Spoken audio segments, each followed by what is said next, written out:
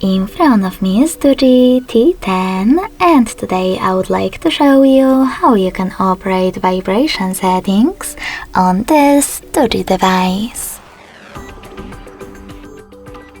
First of all, go into Devices Settings and scroll down to access sound.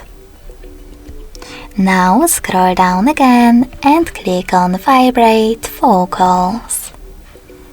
Then apply the best option for your incoming calls by clicking on it.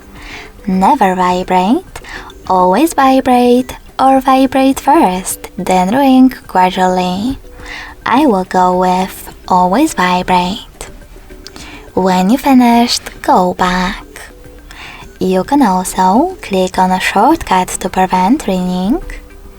Enable it by choosing this gray switcher and set up vibrate by tapping on it. Then go back, scroll all the way down and tap on those two switchers next to charging sounds and vibration, and touch vibrations to turn them on or off.